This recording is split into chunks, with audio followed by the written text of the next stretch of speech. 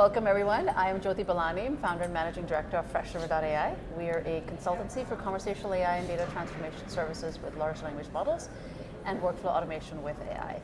I'm joined here today by Quinn Agen. That's right. Yes, I did that right? Yes, okay. ma'am. Vice President of Business Development at Omilia. Yes. All right, welcome. You enjoying the show so far? I am. It's great. It's our first year doing this conference, and I was just actually texting with my CEO. It's better than what I had imagined, so we'll definitely be coming back next year. Yes, this is the best conference for voice and AI. I've been involved. I've known Pete since 2017, and he is a master at creating ecosystems. So, good call. Yeah. All right, so let's talk a little bit about you first. So you've been with Omilia, Yes. for 11 years. Yes. Not the one with the A. Yeah, no.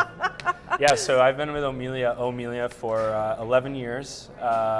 It's been quite a wild ride. I was employee number 6.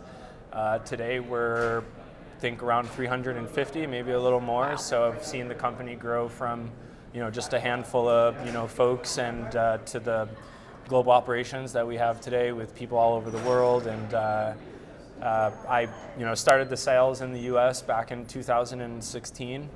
Our first customer here was Discover, and then got Royal Bank of Canada up in Canada, Dish, and then that really just sent us on our trajectory there. So it's really been really something special to be a part of a company that's Omilia was founded in 2002, so the company has been around for more than 20 years, and so being a part of that journey that really accelerated the company has been something really special.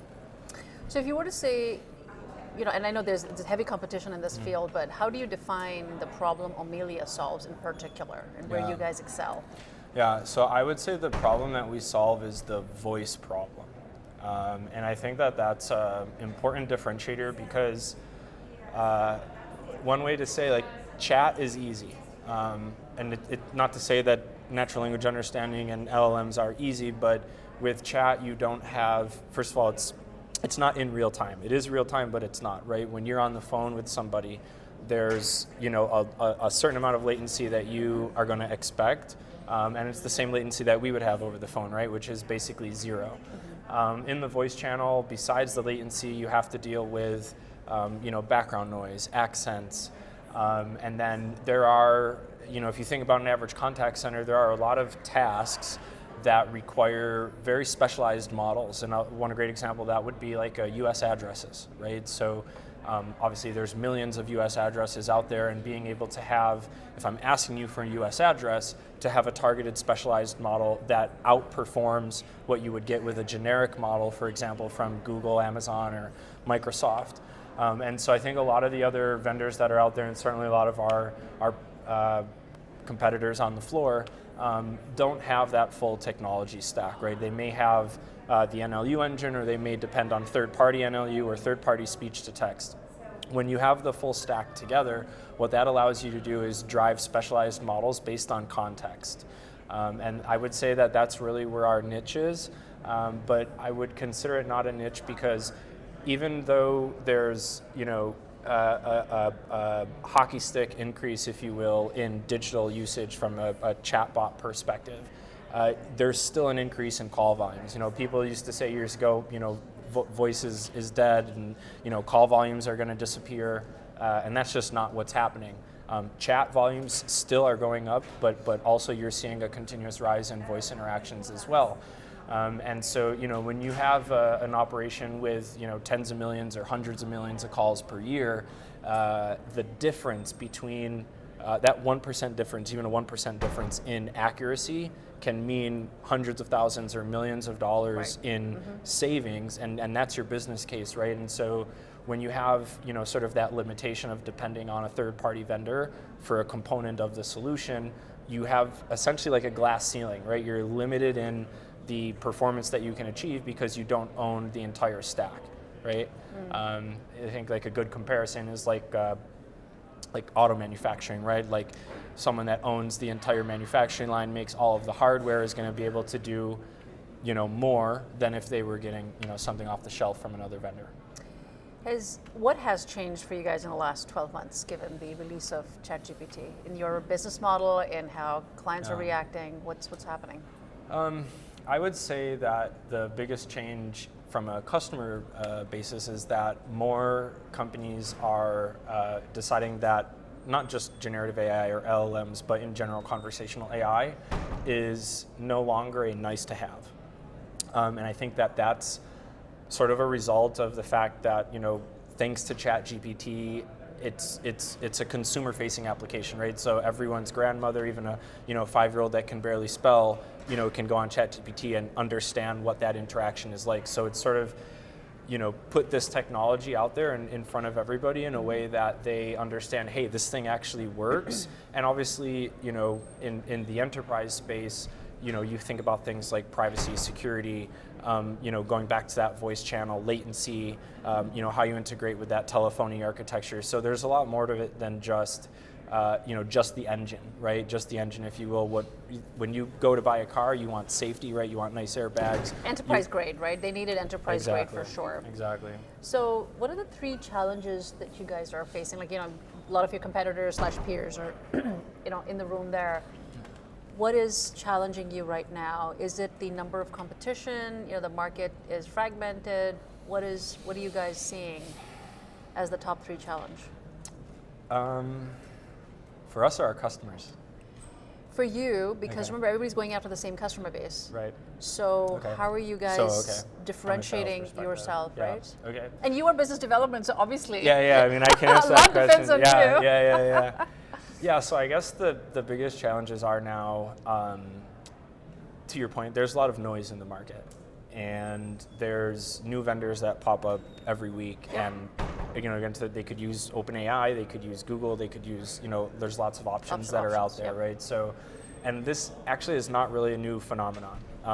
You think back to when, what was the bot that Facebook released many years ago, and that was supposed to be the messenger bot? Yeah, and that was supposed to be this big thing, and so this is sort of consistent that we've seen over the last, we go back 20 years. Yeah. I've been 11 years. I've seen it consistently the last 10 years. So there's a lot of noise in the market. So I do feel that one of the biggest challenges is educating folks that are out there, and in the large enterprise space, a lot of the folks that are managing, these types of solutions are industry veterans, right? So they know the details of what it means to be successful. But once you go sort of outside of that, like Fortune 500 or Fortune 100, there's folks that are managing those applications and platforms that don't necessarily have the experience or expertise in the industry to understand like why this product is different than that product.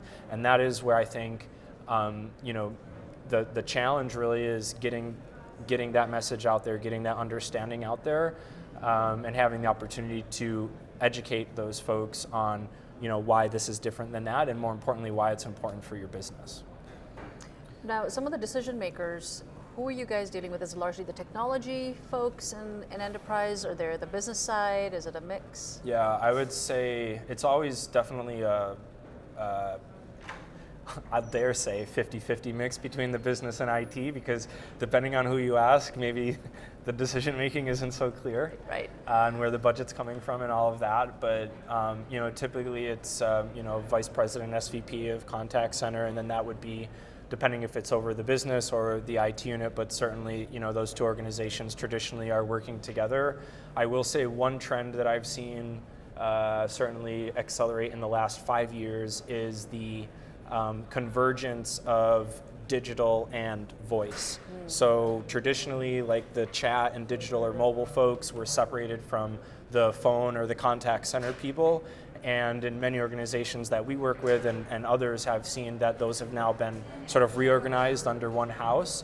And that makes sense, right? Because even if you're using different vendors, and which really is not ideal, you would want one vendor for all channels, but at the end of the day, you're orchestrating for the customer, it's a single experience, right? Right. If they're across whatever channels. channel, Yep. It's still their experience with your brand. So I think those are one thing. And then a lot of what we do is really value driven, or value driven based on the actual business benefit that we're going to bring. And when you get into, again, those Fortune 500, Fortune 100 companies, the deals become, quite massive. And so that's when you get and you start working with the CFO and the finance team to make sure that okay, now that the technology box is checked and the business case is there, they want to make sure that this is a sound investment, right? And what are they going to get for the value of that ROI money that they're becomes a big investing? question. Yeah. And then last but not least, security. All right. Our friends in InfoSec. Yeah.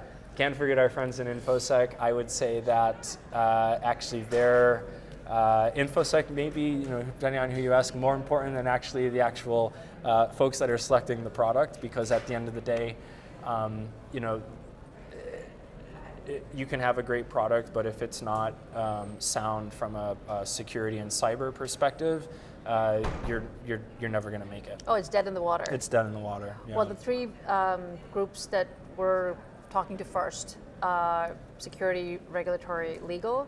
Because there's nothing like those folks coming in at the last, pulling the plug on it. Yeah. Because if these large enterprises cannot pass audits, they're dead in the water, right? So, do you guys look at that way up front, or is it something that comes downstream? In Omilia we have privacy by design. So we've built out the entire platform with PCI, DSS, SOC 2 Type 2, ISO, everything up front. Yeah. And honestly, that's been I think a big differentiator for us.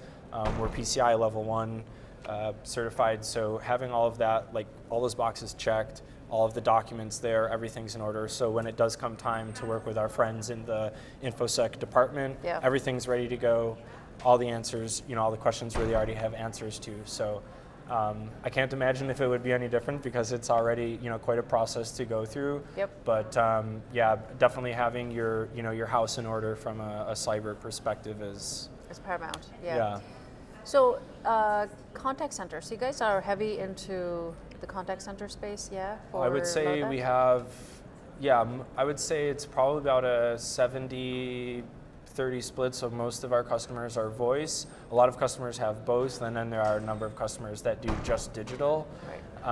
There's a lot of reasons why that would be, depending on where they're at in their journey and where I would say like the priority is from a business and operations perspective.